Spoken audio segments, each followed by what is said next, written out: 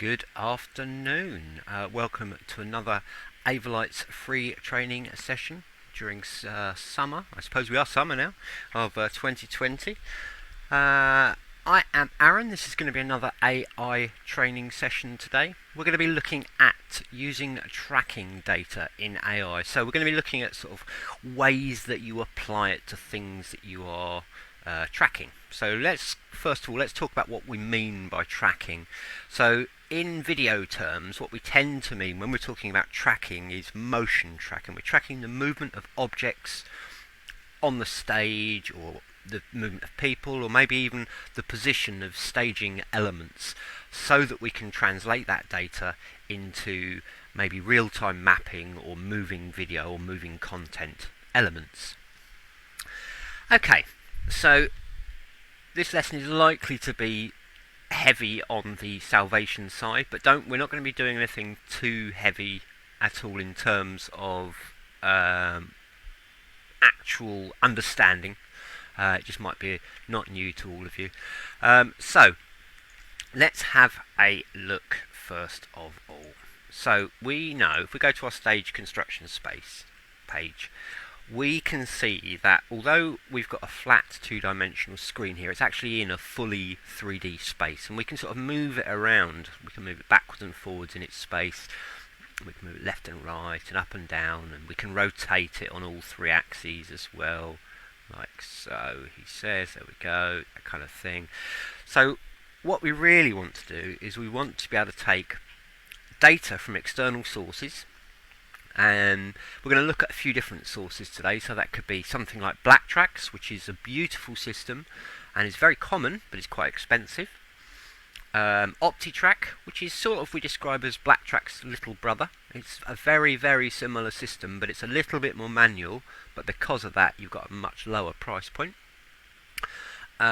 We are going to look at using Kinesis. That's another really common stage motor system. Kinesis you'll commonly see on like trusses and things. So when maybe the motor on the truss moves up or down, to move the truss up or down, it can actually send data to tell the system it's moving up or down. So without further ado, let's jump into that, and then if we've got some time left at the end, what I want to try and show you is how to do a 3D morphing video mapping setup, which again is not as hard as it sounds. So we're going to open up. What I'm going to do, in fact, I'm going to squash my main preview down a bit, because I'm actually going to use that as a sort of a 3D preview. We'll be able to see a lot of what we're doing here in this 3D view. So normally obviously we'll be able to see on our outputs, but because I'm running from my laptop it makes more sense for me to do it like this. Okay, so I've got my view there. I want to open up my stage patch. So we could do this in the interface, but as I'm using the interface I'm going to open up the grey salvation window, which is basically the same as the one in the interface. It's just a slightly older looking version. Okay, so I'm going to make myself a little bit of space first of all.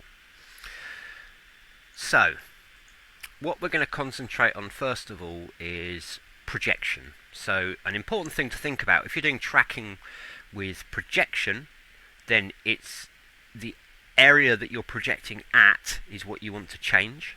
Whereas if you're doing tracking on, say, a moving LED panel, you always want to send your output to the same place for the processor to work, but you actually want to adjust the texture rather than the output position. So we're going to look at some projection ones first of all. So on my screen fixture, let's just bring this one down a little bit. On my screen fixture, we know that a lot of these fixtures, when we right click, they've got a lot more ports and parameters than we can initially see. So we could go through and pick the things we need, but actually if we go to load alternate skin, we're going to find one that's set up for the tasks that we need here. So load alternate skin, dynamic adjustment. Okay, cool. So the important thing that we can see here is we've got some input ports. We've got ports at X position, Y position, Z position. Then we've got X angle, Y angle, and Z angle.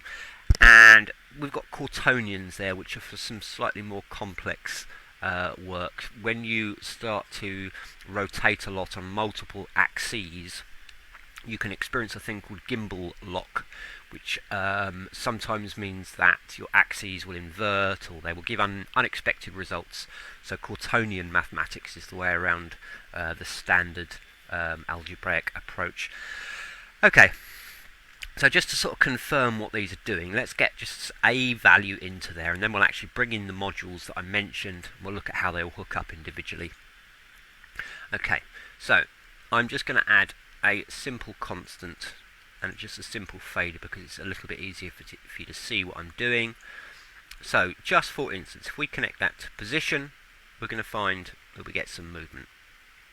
Now it's important to remember that when we have a 3D object and we want to capture the position as well as the texture of the object, we're going to need a projector in our project. So I'm going to just bring my projector out a little bit. And let's put him on the correct aspect ratio. Cool. Maybe in a little bit more than that. There we go. Okay. So I'm now just going to switch to my projector output page and now use that as my monitor. There we go. Okay, cool. Let me just bring that constant down that I added. There we go. So when I move that, that's going to move. So this black area is what's going to be coming out of the projector. So if we imagine this is a data signal coming in, we can see that the surface is moving within the capture area of the projector. Okay, so we can see how that works on a really, really simple basis. Now, what I thought I'd do, I've actually made a patch to help a little bit with an extended example, because obviously it's quite hard for me to set up several controls at once and manipulate them on here. So I've made a patch which I'm going to right click and insert. Now this patch, when I made it earlier today for this tutorial, but I actually realised that it might be kind of useful for some people. So what I have done, if you are in the Avolites AI users group on Facebook, if not, why not? It's facebook.com/AI media server.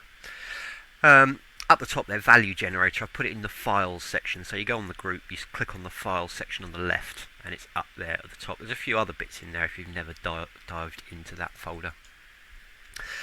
Okay, so what I've made here, I've basically made a device which has got a group of shapes, if you're a console user, oscillators, LFO, if that means anything. I've made 6 of them. We've got a button to turn it on or off, so it's active or not active, and a minimum and a maximum value range. And so I've set up the first 3 to be position, but they don't specifically need to be position. But for this I've made it for position, and then I've made the last 3 for rotation. So, for instance, in fact let me take that down as well, and I'll explain that when we get to it. So I'm going to plug in my position X to my X position amount on my screen fixture. So this fader here increases the amount of movement, the range. So the wider it is, the more the movement. Okay. And then this one on the left is just going to change the speed of that movement. There we go. So it's a little bit easier now if I change the minimum maximum range. Bring it really slow, it's just going to go back and forward. Okay. So just to confirm what we're dealing with here. So I've made the oscillators in this patch all be slightly offset from each other, so over time they sort of interpolate in quite interesting ways. Anyway, so really I just wanted to get this in for the purpose of demonstrating what our control data is like. So I'm going to just go back to our stage construction page because we can see that in 3D. There we go. So you can see now, in fact I've got to turn that one on, haven't I? There you go. You can see we've got movement in 3 dimensions there. And if you do use this, if you want to generate data, I've made it so that you've got a minimum and a maximum value on each, and you can either roll your mouse or you can double click in those boxes and change those values. I've got some rotation ones in there as well. So we've got our X angle, our Y angle, and our Z angle. And really all I'm doing here is I'm just giving you an idea of the control that you can have from an external device using external data.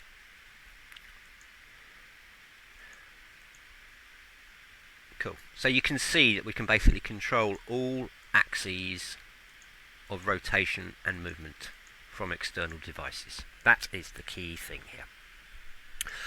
Okay, so now that we've seen the principle of how this works, I'm going to just leave that doing some nice things. We go a bit of backwards and forwards. Okay, so I've done that basically because I don't have simulators here for all of the motion tracking systems.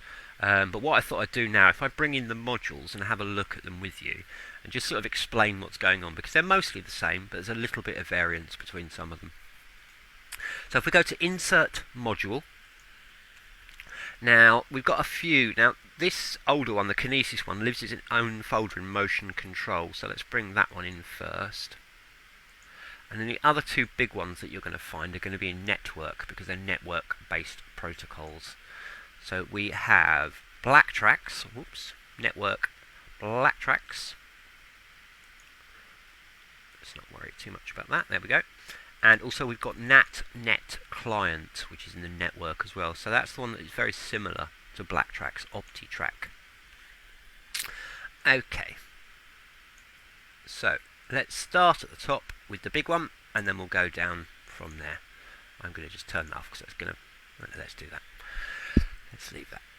Okay, so when you have your Blacktracks device on the network and AIs on the network, any network connections between the Blacktracks system and the AI system have to be set up and cabled before we run the softwares. Then any currently active network adapters on this system will show. So with a lot of our, this is my laptop here, so we're seeing my LAN connection and my wireless connection there. A lot of our media servers have more than one network port, as do many computers, so it can often be quite sensible to maybe put your tracking system on a secondary port, just so that you can avoid things like NDI, which defaults to the first port. With Blacktracks, you can then state the IP that you're listening to. So the one in the drop down is the network adapter on the machine that we're using, and we state the IP that we're listening to. If we've got a specific port, we can state that there. Then we would go through and we would connect our Blacktracks module to our screen fixture. Just get rid of those. So you can see this broken into two sections, kind of like what I've done here. I've got my 3 for position and my 3 for rotation. So here we've got 3 for position and 3 for rotation. Now with Blacktracks, you have a beacon, and you can have multiple beacons being tracked at the same time, and that's what this set of IDs is all about. So you'd put the relative ID value for the specific beacon or groups of beacons that you are looking at on each line. So we can actually, you can see from here, we can control 4 separate screen or model units at a time. Okay, so next up we have the NatNet client. So this one, again, this is really similar. We have the local IP, so that's the IP of the machine that we're on. So that's like using the drop down for the to select the network adapter here. The server IP, that is the machine that the tracking data is coming from. We've then got, again, our X, Y, Z position, our X, Y, and Z rotation ports. They would all go up to our X, Y, Z position and angle adjustment ports on the screen fixture. And if we're using rigid bodies, I think we only support rigid bodies in AI. I don't think we support soft bodies. If you're using an index, so that's a specific group, like the ID on the first one, you can enter that value there. Last but not least on this list, we have the Kinesis listener. So Kinesis tends to work on one axis alone. There are some very few exceptions, but as a general rule, they work on one axis alone. That said, we provide all the different axes on the same module. Same thing, choose your input, your network adapter. Construct ID is very much like rigid body index or ID up here. It identifies the specific group of points that you're working with, or which group of motors that you're listening to in the case of Kinesis. As with the first module, both the NatNet client and the Kinesis module do need to be connected or initialized once they're all connected and ported into the fixture. Okay, so with all of these methods, it's worth bearing in mind that we are treating a whole model on the fixture as a single entity. So in the case of the screen that we've got here, where we've got this single piece screen, it kind of makes sense. But sometimes actually you want to do something that's a little bit more complex. You want to have individually controlled components of modules. Now there's a couple of ways you could do this. You could, if you wanted, you could have multiple fixtures. So we could have multiple screen fixtures in the project. What I'm going to do, I'm going to just get rid of those modules just to clear this up a little bit. We could have multiple screen fixtures. However, every time we add a screen fixture, there is extra overheads to the system. So what it's preferable to do, it's actually preferable to have multiple model files, which then reference a single fixture to get our texture, but that we can operate individually. Now this might sound a little bit crazy, but I'm going to give you a really cool example here. For those familiar, there was a project we did quite a few years ago. We've done some other similar ones, but the famous one was the Bon Jovi project, where we had a load of real-time moving columns, and as the columns moved, the mapping changed in real time. It was a very, very cool thing. In fact, if we've got time, we'll have a look at it. Okay, so what we're going to do, this is going to might initially seem a little bit complex. This is all, we've got it on YouTube, it's documented on there, and it's not that hard once you've had a go at this. So what I'm going to do, just to make my life easier, and you'll think I'm crazy at first, but I'm going to just get rid of this screen model. I'm going to leave the screen fixture, so I'm just going to use clears just so that we don't see a model in the middle of the screen. All will become clear in a moment though, so don't worry at all, my friends. So before we do this, let me show you what I'm going to aim to achieve. So this is a piece of 3D software called Blender. Now the important thing is here, we have got two sets of planes. And I've separated them in 3D just to make it easier for you to distinguish between the two groups. Essentially, we've got three, he says, forgetting how to use Blender, we've got three very short tiles, and then we've got three long versions of them. And what we're going to intend to do is we're going to make it so that our projection mapping morphs from this smaller tile to this larger tile. They're going to be in the same Z position. I've just moved them back and separated them for ease of identification. And we're going to make it so that we've got individual controls. So what we're going to end up with is three towers of projection that could be controlled by something like a Kinesis system, moving the top of the projection screen up and down. But they will adjust where they're projecting in real time according to the tracking data that we receive in AI. Okay, so we're not going to cover making these models, but what I've done is I've basically made each one of these as a separate 3D model file, and I've made sure that the UV mapping is the same on them. For morphing to work, both the source, the target, I can't even think what my words are, the starting and the end model have to have the same amount of vertex points. So if I can't go from a model which has 4 points to a model which has 8 points. Okay, so first of all, let us bring the models into here. Now, let's open that folder first. Go to my PC. Okay, cool. So, I could, theoretically, just drag my model into here, like so. And we'll see that AI puts it in, Salvation puts it in the correct type of container for a 3D model, and we can see it in our 3D environment. We can't see any texture on it, and actually if we go to the outputs, we can't see anything through the projector. And that is basically because the AI interface doesn't know that this model exists, because it can only see things with fixture at the top. So we can already see this is not the module we want. This is just a standard module for using a 3D model. So we're going to delete that. Let's go back to our 3D environment here.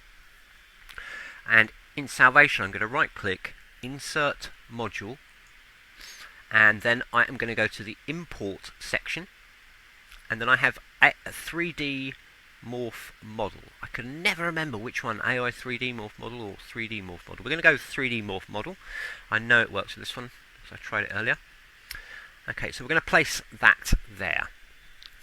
Now, what I'm going to do, rather than clutter everything in this window, I'm going to group everything together. But in order to group things, I need more than one module.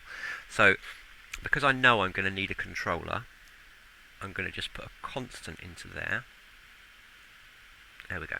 And now that I've got two modules, I can select them and press Ctrl G, and that will create a group, a little sub window. There we go. Okay, so first of all, we're going to need, what we're going to do is we're going to put our models in here, we're going to control them in here, we're going to take the texture off this main fixture and put it into here. So first of all, let's have a think. We need to load our models first of all. Let's get our models in there. So we're going to press the load button. We're then going to go to our models folder. Now you can see I've labelled them O1, O1B, O2, O2B, O3, O3B. And so O1 is my small, and the B file is always my large version. So I'm going to select both O1 and OB, the ones that I want to morph between. I'm going to select those at the same time and load them both. Cool. So now in my window here, we can see that 3D preview. And now when I move my little controller, we should see it grow. There we go. And because I've been very sensible and I've kept the same center points for my models, they're starting at the same position in my environment. Okay. Cool. So, we've got one of those. So let's get another. I'm going to copy and paste, Control C, Control V, Control C, Control V. Let's get the other models in here. So I'm going to go load on my second one, 2B. And then on my third one, I'm going to do load and 3B. Let me just do that. I'm putting my canvas scale to a -X because I noticed just now that I UV mapped these models in reverse and I didn't want to go back and remake them, so I've just flipped my texture around. Okay, so what I'm going to do, I'm going to move these around. 3. I've got the right amount in my brain. 1, 2, 3. And I know that the area that I've UV mapped these to is actually a 5:4 area, so I'm going to do 1080 divided by 4, 270 multiplied by 5, and that will just make sure that my texture sits correctly on there. I just worked that out earlier. Okay, so now we've got these 3 separate devices, like so. I think we want to get some data in here, so this is where we can start to use my little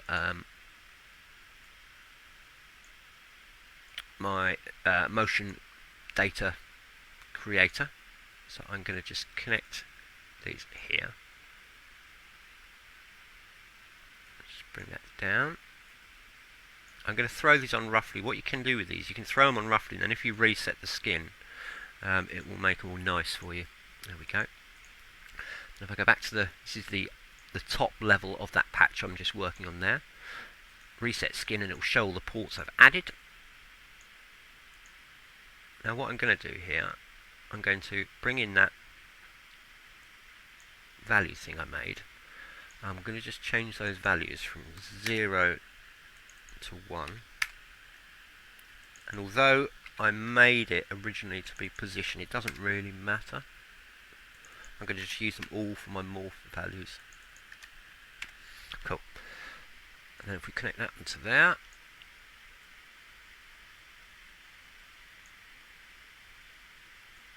onto there, and they're doing short ones at the moment because my mount is down low. There we go. Let's just take that speed down a little bit. Okay, cool. Now you can see why I spent the time to make that little widget. Okay, so let's just go back into that patch for a moment. So I've used my value generator there to get some values in. But like I say, this morph control, this could be anything. This could be, you could be taking the value off of any of those units that we've looked at, so like kinesis. So we could take our value range off of any of those motors and connect it directly into the morph control. You might need, so these morph modules require a 0 to 1 value. So if you're getting like a 16-bit value here, which is 65535, what you could do is divide your overall total by that upper value to give it to 0 to 1. So what I meant by that, if you've got a value range of 0 to 99, a range of 100, if you divide your total by 100, it will give you a range of 0 to 1. Okay, so let's get on with this. We're nearly there with this. So we've got these 3 separately moving towers here. I've just, as I said, on that patch, what I've done is I've just offset the LFOs so they're all at marginally different speeds in there. Okay, so we've got this. Let's bring our projector out so that it's got good coverage, because I can see it's not going to be big enough. Let's go maybe up a little bit there. Okay, cool. I can see that looks kind of good to me. Excuse me. So, let's go back to our output page. So, at the moment, although we're on the projector, we still actually can't see anything on the projector, and we don't see anything on our 3D preview there as well, because the projector can't see it. So what we need to do is we need to tell the projector to look at this group of models. I'm actually going to rename this little patch to make it easier. So I'm going to call it models. Let's call it moving, in fact, M-O-V-I-N-G. I've put a capital M. It is case sensitive. Okay. So what we're going to do, we're going to get another skin up. So what happens normally is these projectors look at anything which is in the projector cone of view. They mostly see things that are directly in there. There are some older methods where we can connect it directly in, but we don't have any of those ports on this patch. So we're going to manually tell the projector to include the contents of this patch inside the projector's view. So right click on the projector, load alternate skin, we're going to go sub patches. So with the sub patches skin, we've got these 4 data entry boxes here, so we can tell it to look at 4 different patches at a time. I'm going to just pop over to my output so that we can see it pop in. There we go. So as soon as I press enter, it's going to see these. So I'm just going to type moving, because it's literally just, it's inside of here, inside of the same patch, so I just need to tell it the name of the patch. So hopefully, when we press moving, there we go. So we can see our projection targets on the output. Last but not least, the observant of you will notice that we have no image. We've got just a white texture. Now what I want to do, I want to make it so that, I think if we go to the performance page, there we go, we can see that now. I want to make it so that that fixture that we've got there from earlier, I want to be able to put my content onto here. So when I put red on there, it should show red, and when I put the test pattern on, it should show the test pattern. So all we've got to do now is just take the texture from the screen fixture, our main fixture. So this is why, if you remember earlier, with this fixture I deleted the screen surface, and it's only a visualization thing, the screen surface, so the mix is still going on in the background, we just don't have an unnecessary screen in the way. So that means I can select this first fixture, do my mixing on here, and I can pass that texture onto the fixture. And hopefully, let's just do that. I'm going to just slow it down. In fact, if I turn them all off. Yeah, there we go. Yeah, so what we've got to do any of you that are familiar with Salvation will know that the green ports give us a flat, unmodified, two-dimensional texture, which is exactly what we need here. So we're going to drag that port into the little patch that we made with our model morph modules in. I'm going to just reset that because I'm a fussy man. I like a nice, clean, tidy module. Let's go in there, reset the skin there to get that texture. And then as I connect these, if I zoom in a little bit on my interface there, as I connect these, we should see the texture appear, and because I have correctly UV mapped my models, they're not going to be showing the same bit of the texture. They're going to be showing the correct part according to the position they are in. There we go. Something's not right there. So I think some of those are flipped. Okay. I'm not going to panic too much at the moment. Let's just get that flowing. Let's see what happens.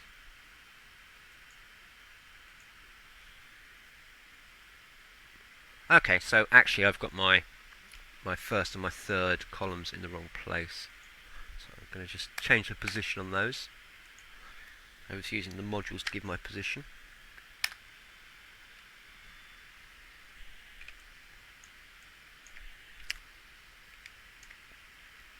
Yeah, that's better. That's correct. I know that.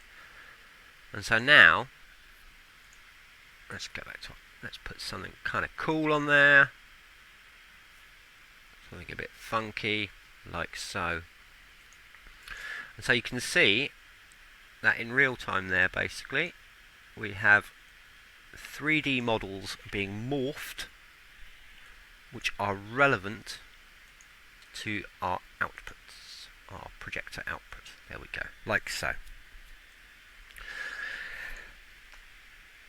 So let me just jump on to here very quickly. I'm going to quickly go.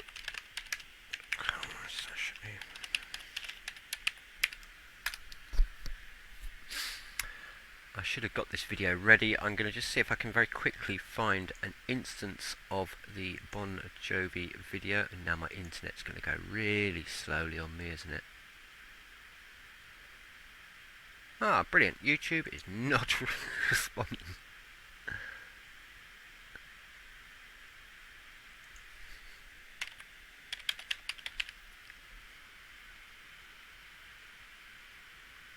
Ah, this is when the internet really lets me down.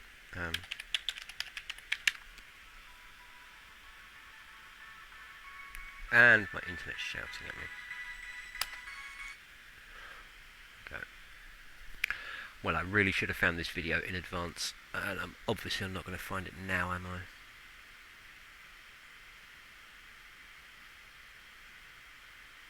Okay, yeah, I'm not going to search for Bon Jovi videos. So there's a project we did on this basis. So I've just done these with two-dimensional planes because I felt it was a little bit easier to show you on a screen. This could be three-dimensional objects. It doesn't even have to be a simple up-down movement. The morph model will also allow you to load more than two models at a time. And the value that you're receiving at the morph control is a 16-bit value. So you've actually got 65,000 increments of value. So you can actually have quite choreographed, but very, very complex movements if you can correctly model the movements. Now, one of the things with this, a lot of people say to me, how do I map it? With these, for this to actually work and for it to fit your projection target, everything needs to be very accurate measurements anyway, like really accurate measurements. If your measurements of your real world screens are wrong, then this won't work effectively. The flip side to this, if all of your measurements for your real world screen are correct, then you won't need to map because it will fit. You just need to get projectors in position. You can use your keystone tools a little bit if you need to, but actually you shouldn't need to map at all if your values are correct. Okay, so I think I am probably, in fact, before I call it a day, let's see if I can get that in the moving towers. Bon Jovi, let's try Bon Jovi Avolites. Oh, come on, internet.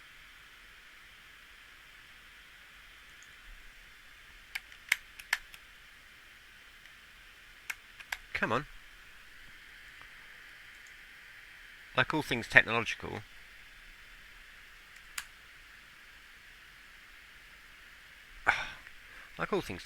YouTube is messing me about at the wrong time. Let's try Avolites. Would have been sensible if I had looked at this in advance.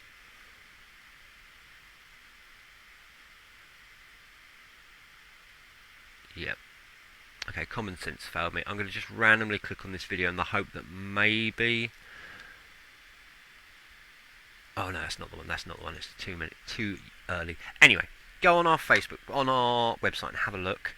I think if you dig through our YouTube channel, you'll find the Bon Jovi. I think it's the Because We Can tour, Because We Care tour. I'm not sure at all.